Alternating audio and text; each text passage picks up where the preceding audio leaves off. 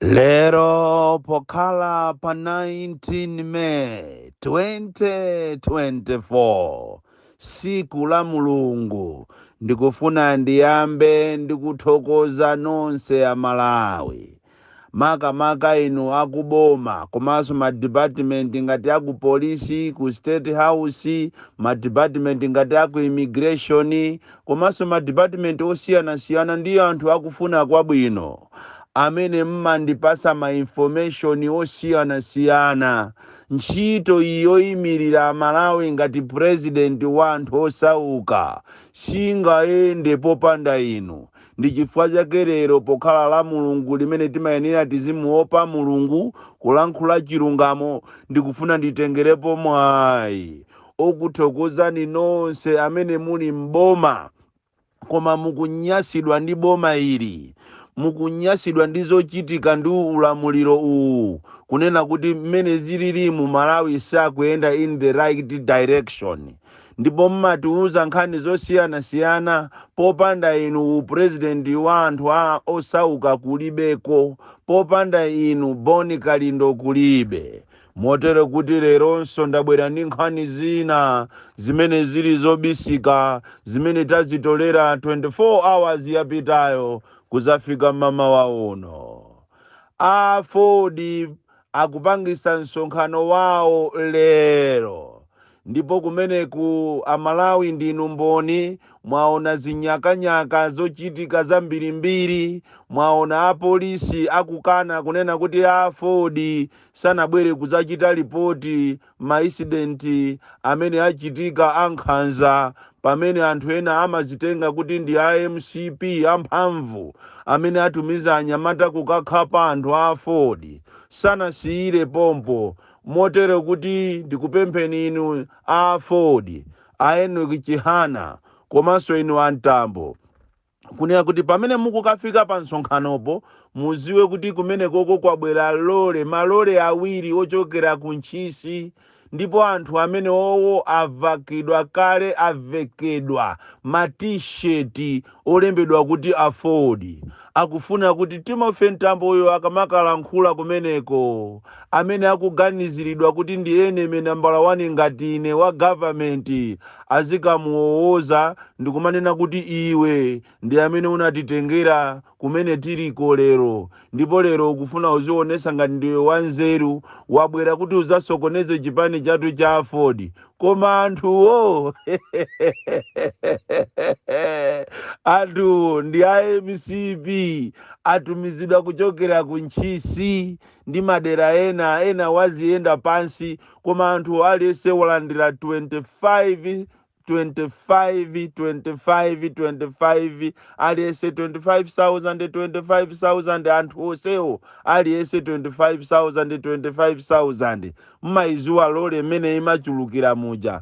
Ndipo peza mizimu muli umphawi 25,000 munthu ukhoza kuitenga ndikukagulira matemba ako aapasa ma 25,000 komanso auza kuti akamakabwerera akaapasaso 25,000 ngati 50,000 aliyense. Choncho dziwani inu afodi kuti ku msonkhano wanu umene ukachitikire kumponera lero akuluakulu ena ake awiri a MCP amene amazitenga kuti ndi amphamvu atumiza magalimoto komanso atumiza anthu ena ongoyenda pansi kuti abwere ku msonkhano kumeneku aziza muzuma Timofeyo amene wasokoneza chipani cha MCP, amene wazunguza chifukwa Timofeyo akusunga joka, Timofeyo akusunga m'manja mwake nkhani zoopsa. Ndipo ndikanakondwa lero siku la lero Timofeyo ukanakangoyima pa chilungamo ndikuwauza Malawi zimene zakhala zikuchitika mu mdima, chifukwa tungati kuli chipani chimene chikupanga zoopsa kwambiri Malawi muno ndiye ndi chipani cha MCP.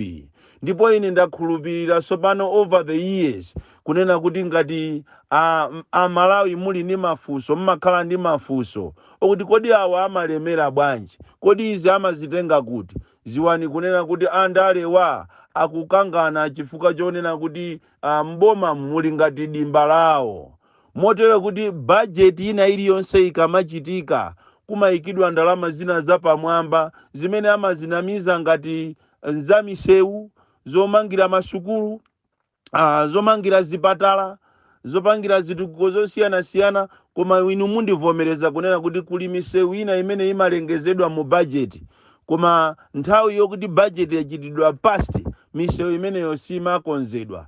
Zimene zimakhala ndalama zimene andale maministers, ma MP amakagawana, koma papepala pamaoneka kuti ndi msewu wa jenda, ndi msewu wa likhubula, ndi msewu wa mchinji, ndi msewu wa tcholo, ndi msewu wa chitipa, koma over the years zimene zija sizimakonzedwa.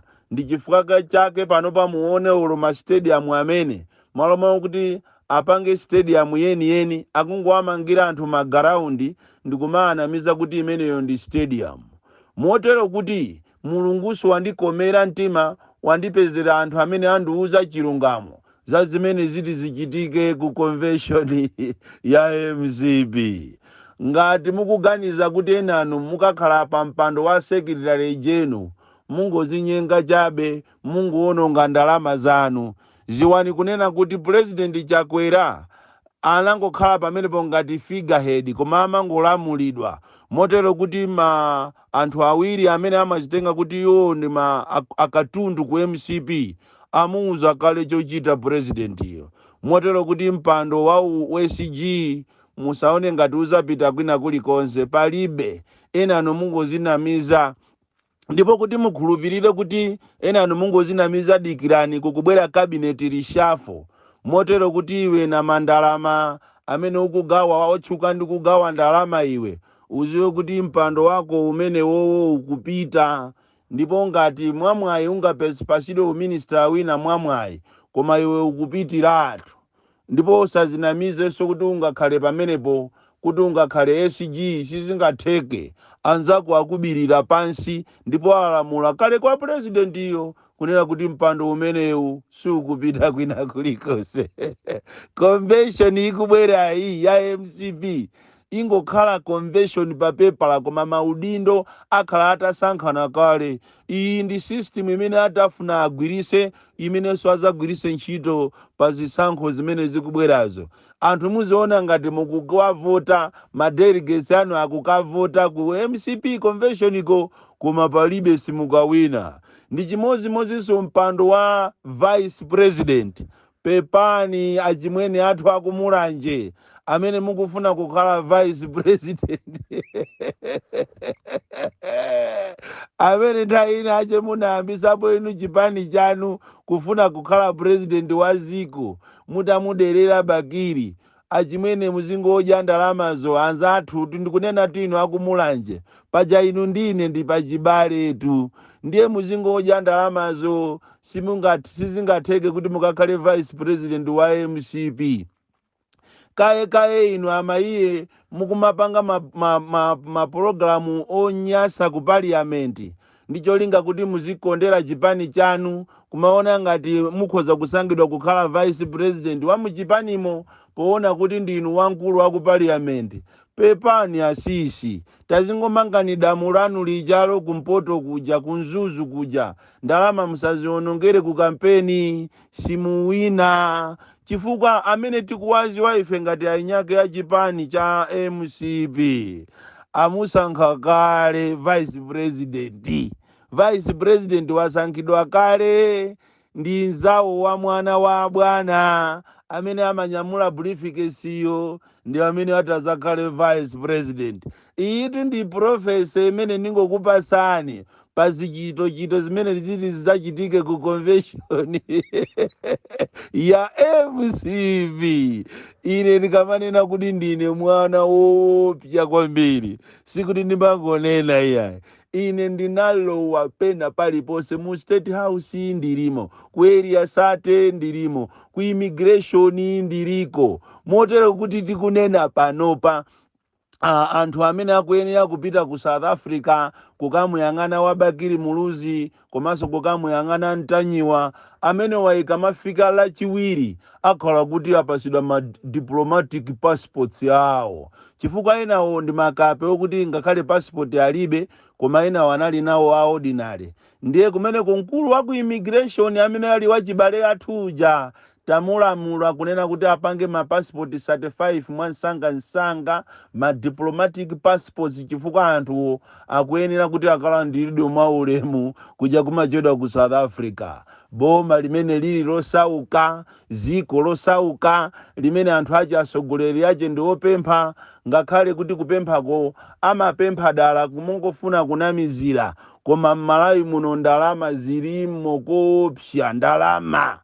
Budget ija ikamapangidwa abale anga amakhala kuti ayika ndalama mabilions ena pambali kuti amene wowo budget ikachita pasi amene wowo azigawana. Ndi chifukwa chake ena mumaona maminista ena amangogawa ndalama kwafufuza mpeza kunena kuti amene wosi muapezera pena paliponse ataba amakhala kuti aba ndalama za budget zija zimene zinachitidwa iye market foreign sale zimene anazika kuti zikamanga kasukulu kena pache kapena kuthandiza ana amasiye, ndalama zimenezo ni mabilions.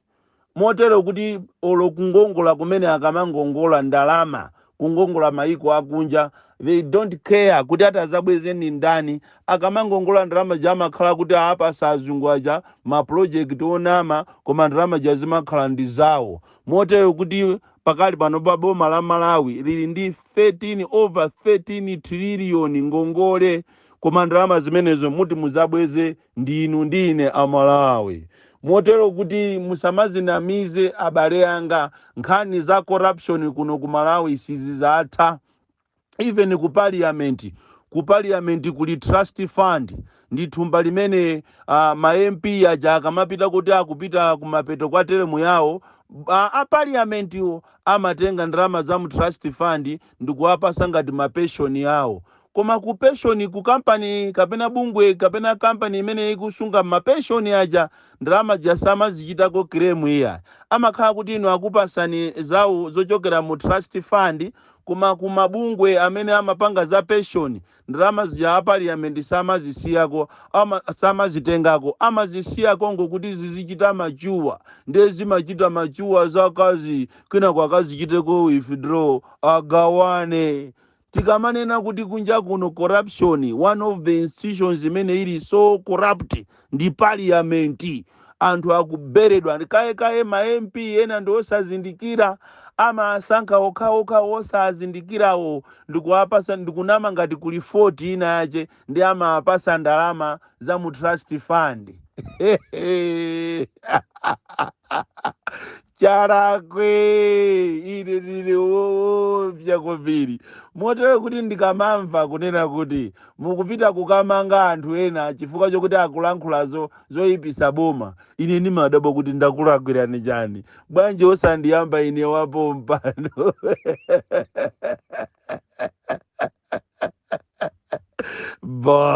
Ndikalino mwana upya kwambiri, kapena ndine Assange, kapena ayi ndine Alex Navane. Malawi.